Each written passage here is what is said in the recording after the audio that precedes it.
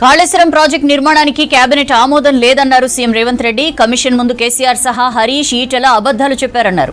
Commission తమకు లేఖ రాసిందని, ఈ నెల 30లోగా అన్ని ఆధారాలు సమర్పిస్తామన్నారు ముఖ్యమంత్రి రేవంత్ రెడ్డి.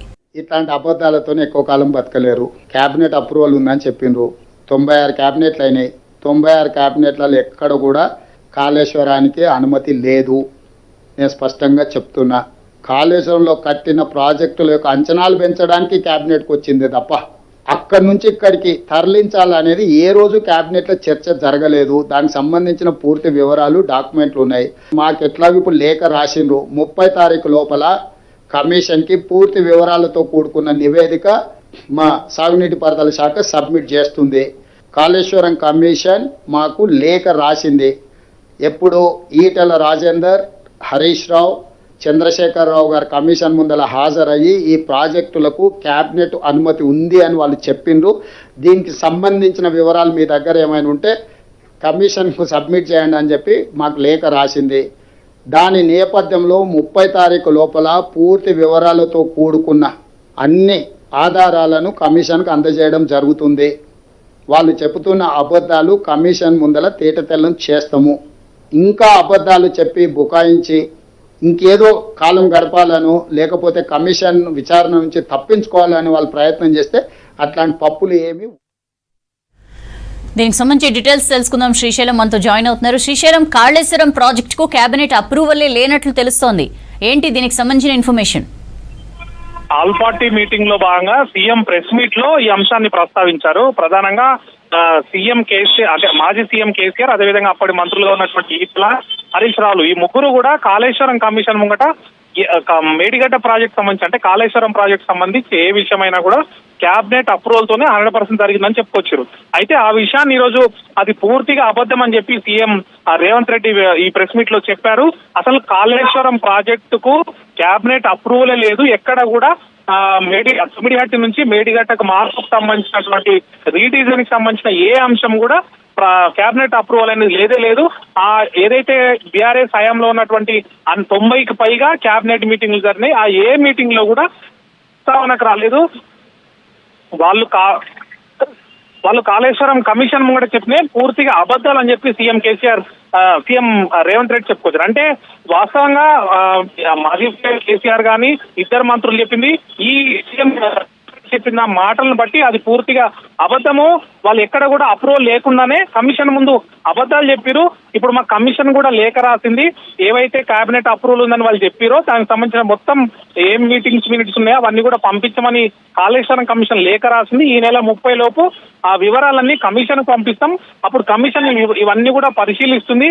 వాళ్ళు చెప్పింది అబద్ధం అని చెప్పి కమిషన్ కే మేము ఇచ్చేటువంటి కేబినెట్ అప్రూవల్ ఏవైతే మీటింగ్ మినిట్స్ ఉంటాయో అవన్నీ కూడా చూసిన తర్వాత కమిషన్ కే తెలుస్తుందని చెప్పి సీఎం రేవంత్ రెడ్డి పేర్కొనడం అనేది ఒక నిజంగా కూడా చర్చనీయాంశ అంశమే. ఎట్లాంటి కేబినెట్ అప్రూవల్ లేకుండా 1 లక్ష కోట్ల ప్రాజెక్ట్ అనేది గత ప్రభుత్వం నిర్మించడం అనేది ఒక పెద్ద విషయంగా మనం చెప్పుకోవచ్చు. అసలు ఎట్లాంటి అనుమతి లేకుండానే కేబినెట్ ఆమోదం ఉందని చెప్తూనే, కానీ ఎక్కడ కూడా కేబినెట్ లోకి ఆ ప్రాజెక్టును తీసుకురాకుండా, ఎలాంటి అనుమతులు తీసుకోకుండా ప్రాజెక్టు చేపట్టడం అనేది అసలు నిజంగా కూడా దారుణమైన విషయంగా చర్చ జరుగుతోంది.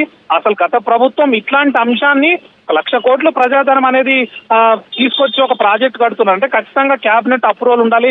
మినిట్ టు మినిట్ ఏ నిర్ణయం తీసుకున్నా కూడా కేబినెట్ అప్రూవల్ అయితే ముందుకు పోరాదు. కానీ గత ప్రభుత్వం ఇట్లాంటి చేయడం అనే విషయం గురించి తీవ్రమైన చర్చ జరుగుతుంది. ఒక పెద్ద విషయంగా మనం చెప్పుకోవచ్చు. మరి 30 లోపు కాళేశ్వరం కమిషన్ కు అన్ని కేబినెట్ ఏదైతే కేబినెట్ మీటింగ్ మినిట్స్ ఉన్నాయో అవన్నీ కూడా ఇస్తామని చెప్పి సీఎం రేవంత్ రెడ్డి చెప్పిన నేపథ్యంలో కమిషన్ ఖచ్చితంగా దీన్ని ఫైండ్ అవుట్ చేసే అవకాశం ఉంది. వాళ్ళు చెప్పిన దాని ప్రకారమే, అంటే వాళ్ళు కేబినెట్ అప్రూవల్ ఉందన్నారు కాబట్టి కమిషన్ ఈ వివరాలను అడిగింది కాబట్టి ఖచ్చితంగా దాన్ని ఫైండ్ అవుట్ చేసి ఈ ఏదైతే వాళ్ళు చెప్పిన దానికి ఇది ఖచ్చితంగా విరుద్ధంగా ఉంటుందనేటువంటి అంశం కమిషన్ కే తెలుస్తుంది. ఖచ్చితంగా కమిషన్ ఏదైనా యాక్షన్ కు సిఫార్సు చేస్తుంది. దానికి అనుగుణంగా ముందుకు పోయే అవకాశం అయితే కనిపిస్తుందని చెప్పి మనకు ఇప్పుడు జరుగుతున్నటువంటి డిస్కషన్ లో తెలుస్తోంది. సౌజన్య, బనకచెర్లను ఎలా అడ్డుకోవాలో తమకు తెలుసన్నారు రేవంత్. కేంద్రంలో పలుకుబడి ఉందని, అన్ని ప్రాజెక్టులకు అనుమతి వస్తుందనుకుంటే చంద్రబాబు భ్రమేనని అన్నారు. లీగల్, పొలిటికల్, టెక్నికల్ గా బనకచెర్ల ప్రాజెక్టుపై పోరాడతామని చెప్పారు. అసలు బనకచెర్లకు పునాది వేసిందే కేసీఆర్ అని విమర్శించిన రేవంత్ రేపు ఢిల్లీ వెళ్లి మరోసారి కేంద్రానికి ఫిర్యాదు చేస్తామని చెప్పారు.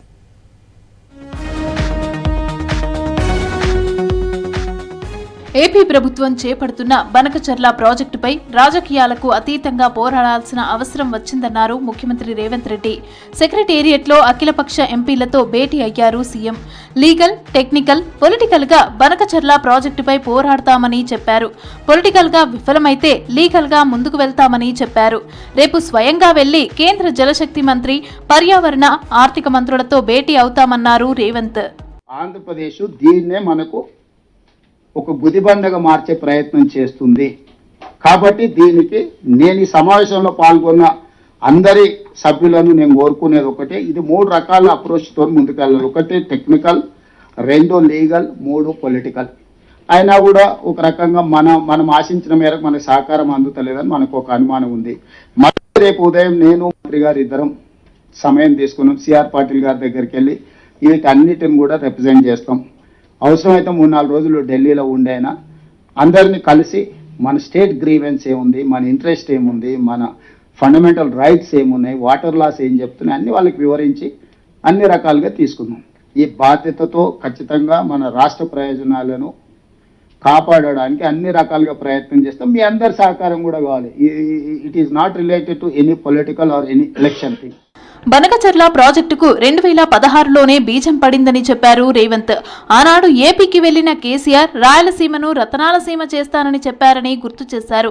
3000 టీఎంసీలు సముద్రంలో కలుస్తున్నాయని, గోదావరి నీటిని కృష్ణా బేసిన్ కు తరలించాలని ఆనాడు జగన్తో భేటీలో కేసీఆర్ చెప్పారన్నారు. సీమకు గోదావరి జలాల తరలింపులో పెద్దన్నగా ఉంటామని కేసీఆర్ చెప్పారన్నారు రేవంత్. 3000 టీఎంసీలు సముద్రంలోకి వెళుతున్నాయి గోదావరి జలాలు, వీటిని వినియోగించుకోవాలి ఇరు రాష్ట్రాలు కలిసి అని ఆనాటి తెలంగాణ రాష్ట్ర ముఖ్యమంత్రి గారి ప్రతిపాదన ఇచ్చిండ్రు. వేరియస్ రీజన్స్తోని ఆ 3 ఏళ్ళు అది ఆ ప్రతిపాదన ముందుకు జరగలేదు. ఈ లోపల మనం కట్టుకుంటున్న ప్రాజెక్టుల మీద ఆంధ్రప్రదేశ్ అభ్యంతరాలు పెట్టింది, ఆంధ్రప్రదేశ్ కట్టుకుంటున్న దాంట్లో మీద మనం అభ్యంతరాలు పెట్టిన ఒక రకంగా జరిగిపోయింది. మళ్ళీ 2019కి వచ్చిన తర్వాత ఇరు రాష్ట్ర ముఖ్యమంత్రులు అధికారిక సమావేశాలు, ఇవన్నీ కూడా మీటింగ్ మినిట్స్ రికార్డ్స్ కావాలంటే అన్నీ నేను ఇస్తాను. జస్ట్ ఆంధ్రప్రదేశ్ ఏం డాక్యుమెంట్ చెప్పింది, ఆంధ్రప్రదేశ్ ఇప్పుడు ఎక్కడ క్లెయిమ్ చేస్తుంది, మేము ఆల్రెడీ ఆ మీటింగ్లో మేము ఇద్దరు ముఖ్యమంత్రులు మాట్లాడుకున్నాము, మేము చేసుకోవాలనుకుంటున్నాము, ఏందా మీ అభ్యంతరం. బనకచర్ల ప్రాజెక్టుకు పునాది వేసిందే కేసీఆర్ అని విమర్శించారు సీఎం రేవంత్. భేటీ తర్వాత మీడియాతో మాట్లాడారు. సర్వ పాపాలు చేసింది కేసీఆర్, హరీషేనని చెప్పారు.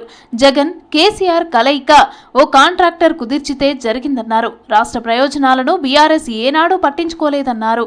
కృష్ణా బేసిన్పై కేసీఆర్ ఒక్క ప్రాజెక్ట్ అయినా కట్టారా అని ప్రశ్నించారు. 2 లక్షల కోట్లు ఖర్చు చేసి కేసీఆర్ చేసిందేమిటన్నారు రేవంత్.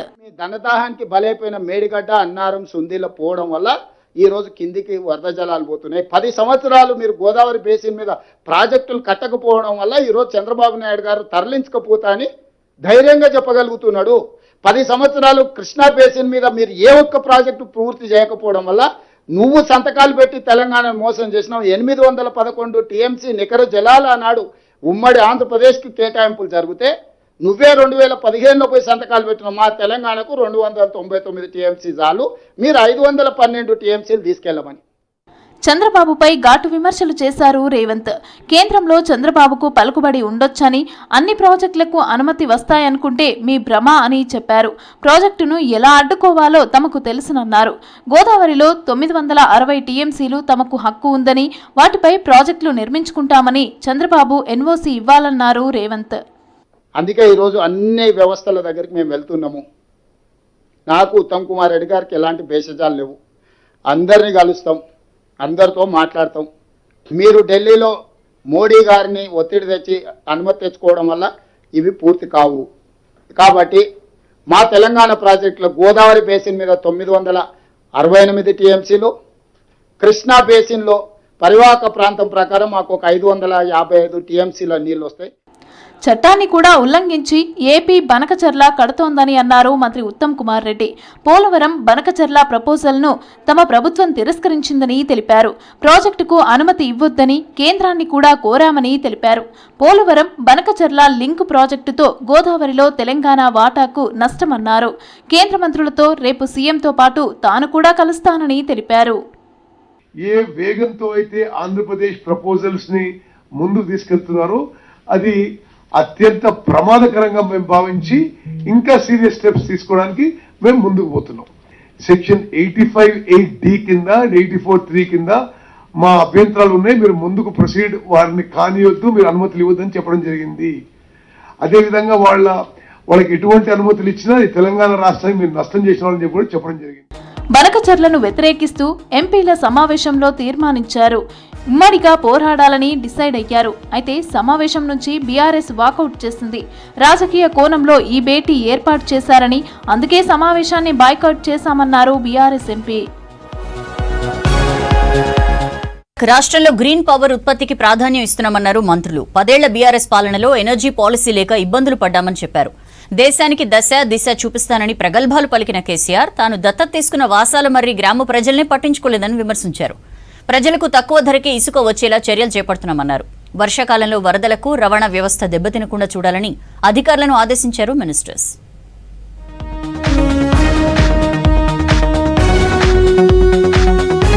సెక్రటేరియట్లో మంత్రిగా బాధ్యతలు స్వీకరించారు వివేక్ వెంకటస్వామి. రాష్ట్ర కార్మిక, ఉపాధి శిక్షణ, ఫ్యాక్టరీలు, మైనింగ్, జియాలజీ శాఖల మంత్రిగా ఛార్జ్ తీసుకున్నారు. కార్యక్రమంలో పెద్దపల్లి ఎంపీ వంశీకృష్ణతో పాటు మంత్రి వివేక్ కుటుంబ సభ్యులు, పలువురు నేతలు, అధికారులు పాల్గొన్నారు. బాధ్యతలు స్వీకరించిన మంత్రి వివేక్ ను వేద పండితులు ఆశీర్వదించారు. అంతకుముందు మంత్రిగా బాధ్యతలు స్వీకరించడానికి వచ్చిన వివేక్ కు సెక్రటేరియట్లో పూజారులు పూర్ణకుంభంతో స్వాగతం పలికారు. ఛాంబర్లో కుటుంబ సభ్యులతో కలిసి పూజలు చేశాక మంత్రిగా ఛార్జ్ తీసుకున్నారు. మంత్రి వివేక్ ను కలిసి అభినందించారు మంత్రి తుమ్మల నాగేశ్వరరావు. చెన్నూరు సెగ్మెంట్ కు చెందిన కాంగ్రెస్ ముఖ్య నేతలు, కార్యకర్తలు మంత్రి వివేక్ ను కలిసి అభినందనలు తెలిపారు.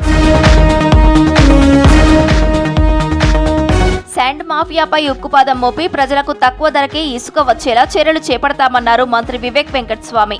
బొగ్గు గనుల వేలంలో సింగరేణి పాల్గొనేలా చూస్తామని చెప్పారు. రాష్ట్రంలో గిగ్ వర్కర్ల కోసం మంచి పాలసీ తీసుకొస్తామని, దీనికోసం త్వరలోనే ఎక్స్పర్ట్స్ తో సమావేశం నిర్వహిస్తానన్నారు.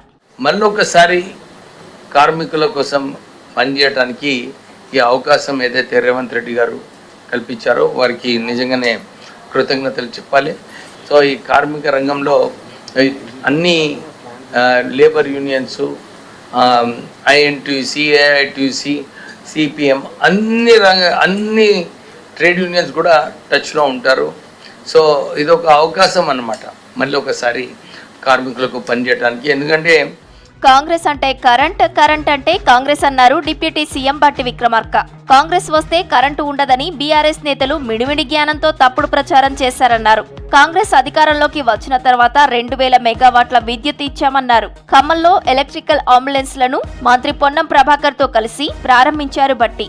ఆర్టీసీ లాగే విద్యుత్ శాఖ ఉద్యోగులకు ఆరోగ్య భద్రత కల్పిస్తున్నామని, ₹1 కోటి ఇన్సూరెన్స్ ఇస్తున్నామని చెప్పారు మంత్రి పొన్నం ప్రభాకర్. అత్యంత అవసరమైనటువంటి విద్యుత్ శక్తికి సంబంధించి నిరంతర సరఫరా జరగటం అనేది అతి ముఖ్యమైనటువంటి అంశం. దానికి సంబంధించి ప్రజాప్రభుత్వం, మన ఇందిరమ్మ ప్రభుత్వం వచ్చిన తర్వాత ఎటువంటి ఆటంకాలు లేకుండా నిరంతరం కరెంటు సరఫరా జరిగేటువంటి కార్యక్రమాన్ని చేపట్టాం. ప్రమాదవశాత్తు ఇన్సూరెన్స్ వచ్చేది ఉంది కాబట్టి మన ఉద్యోగ సంఘాలతో మాట్లాడే సందర్భంలో కానీ ఎప్పుడైనా ఇప్పుడు ఆర్టీసీలో కొనసాగుతోంది, విద్యుత్ శాఖలో కూడా ఉంది. ఇది మిగతా శాఖలలో వచ్చినట్టయితే ఎవరికైనా ప్రమాదవశాత్తు చనిపోతే బ్యాంకుకు సంబంధించిన తోటి ₹1 కోటి పైన వారు నష్టపరిహారం వచ్చేటువంటి అవకాశం ఉన్నటువంటి పథకానికి ముందుకు తీసుకుపోయే ప్రయత్నం చేయాలని సందర్భంగా కోరుతూ, వర్షాకాలంలో ఆర్ఎండ్బి అధికారులు అప్రమత్తంగా ఉండాలని ఆదేశించారు మంత్రి కోమటిరెడ్డి వెంకటరెడ్డి. భారీ వర్షాలు, వరదలతో రవాణా వ్యవస్థ దెబ్బతినకుండా చూడాలని చెప్పారు. వరదలతో రోడ్లు దెబ్బతింటే వెంటనే రిపేర్లు చేయాలని ఆదేశించారు. ఉధృతంగా ప్రవహించే నదులు, వాగులు, బ్రిడ్జిలు, కల్వర్టుల దగ్గర ప్రజా రవాణాకు ఇబ్బందులు లేకుండా జాగ్రత్తలు తీసుకోవాలని చెప్పారు. సెక్రటేరియట్లో ఆర్ఎండ్బి అధికారులతో సమీక్ష నిర్వహించారు కోమటిరెడ్డి. గ్రామాల్లోని రోడ్లపై కేజీ వీల్ ట్రాక్టర్స్ తిరగకుండా చూడాలన్నారు. మంచి రోడ్లు అభివృద్ధికి చిహ్నాలు అన్న నినాదంతో ముందుకు వెళ్లాలని సూచించారు కోమటిరెడ్డి. మాజీ ముఖ్యమంత్రి కేసీఆర్ తన దత్తత గ్రామం భువనగిరి జిల్లా వాసాలమర్రి ప్రజలను పట్టించుకోలేదన్నారు మంత్రి పొంగులేటి శ్రీనివాసరెడ్డి. ఫామ్ హౌస్ కు వెళ్లడానికి వీలుగా రోడ్డుకు ఇరువైపులా ఇండ్లను కూల్చి జనాన్ని రోడ్ల మీద పడేశారని చెప్పారు. డబుల్ బెడ్రూమ్ ఇండ్లు ఇస్తానని బాధితులను మోసం చేశారని ఫైర్ అయ్యారు. కేసీఆర్ చేతిలో మోసపోయిన వాసాలమర్రి ప్రజలకు కాంగ్రెస్ సర్కార్ అండగా ఉంటుందన్నారు. రేపు వాసాలమర్రిలోని 205 మంది లబ్ధిదారులకు ఇందిరమ్మ ఇండ్ల మంజూరు పత్రాలు అందిస్తానని చెప్పారు మంత్రి పొంగులేటి. కాళేశ్వరం కమిషన్ ముందు ఈటెల రాజేందర్ అసత్యాలు మాట్లాడారని మండిపడ్డారు మంత్రి తుమ్మల నాగేశ్వరరావు. తాను క్యాబినెట్ లో ఉన్నప్పుడు కాళేశ్వరం ఫైనల్ రిపోర్టు రాలేదన్నారు. ప్రాణహితతో పాటు అన్ని పెండింగ్ ఆన్ గోయింగ్ ప్రాజెక్టులపై సబ్ కమిటీ వేసినట్టు చిట్ చాట్ లో చెప్పారు తుమ్మల. సబ్ కమిటీ కేవలం రికమెండేషన్స్ మాత్రమే చేసిందన్నారు. మేడిగడ్డ శాంక్షన్ క్యాబినెట్ ముందుకు కానీ సబ్ కమిటీ ముందుకు కానీ రాలేదని స్పష్టం చేశారు. ఆర్టీసీ తొలి మహిళా డ్రైవర్ సరితను ఆదర్శంగా తీసుకుని సెర్ఫ్ ద్వారా మహిళలకు బస్ డ్రైవింగ్ లో శిక్షణ ఇప్పిస్తామని తెలిపారు సీతక్క. మహిళల డ్రైవింగ్ శిక్షణకు రోల్ మోడల్ గా సరితను నియమిస్తామని చెప్పారు. హైదరాబాద్ సెక్రటేరియట్ లో ఆమెను శాల్వాతో సత్కరించి అభినందనలు తెలిపారు మంత్రి సీతక్క. మహిళలకు ఉచిత బస్ డ్రైవింగ్ శిక్షణ కార్యాచరణను ఆవిష్కరించారు.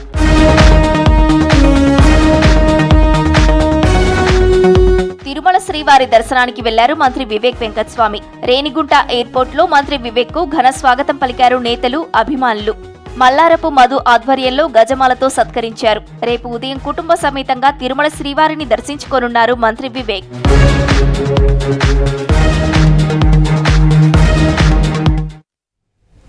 నైరుతి ప్రభావంతో దేశవ్యాప్తంగా వానలు పడుతున్నాయి. ముంబైలో కుండపోత వర్షానికి లోతట్టు ప్రాంతాలు జలమయమయ్యాయి. హర్యానాలోనూ మోస్తరు నుంచి భారీ వర్షాలు పడుతున్నాయి. మరో 24 గంటల పాటు ముంబై సహా పలు ప్రాంతాలకు ఎల్లో అలర్ట్ జారీ చేసింది వాతావరణ శాఖ.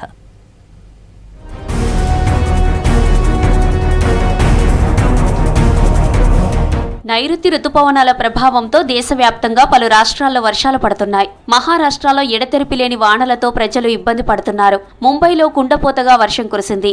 జోరు వానలకు ముంబైలోని సిఎస్ఎంటీ, బల్లార్డ్ ఎస్టేట్, నారీమన్ పాయింట్ ప్రాంతాల్లో భారీగా వరద నీరు చేరింది. ప్రధాన రహదారులపై వరద నీరు చేరడంతో పెద్ద ఎత్తున ట్రాఫిక్ జామ్ అయింది.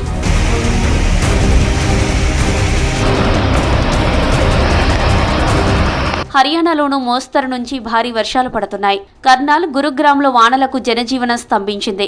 ఎంతకీ ముసురు వదలకపోవడంతో ప్రయాణికులు ఇబ్బంది పడ్డారు. కర్ణాటకలోనూ వర్షాలు కురుస్తున్నాయి. మలెనాడు, కరావలి ప్రాంతాల్లో కుండపోత వానలతో కాలువలు, వాగులు పొంగి పొర్లుతున్నాయి. ఉత్తర కన్నడ జిల్లాలోని కుమట, సిరసి, దాండేలి సహా పలు ప్రాంతాలు వరద నీటిలో చిక్కుకున్నాయి.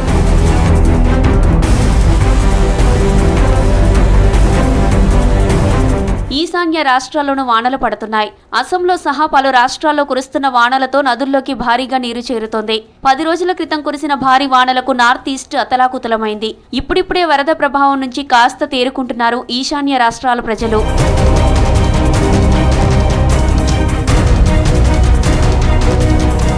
మహారాష్ట్రకు భారీ రెయిన్ అలర్ట్ ఇచ్చింది వాతావరణ శాఖ.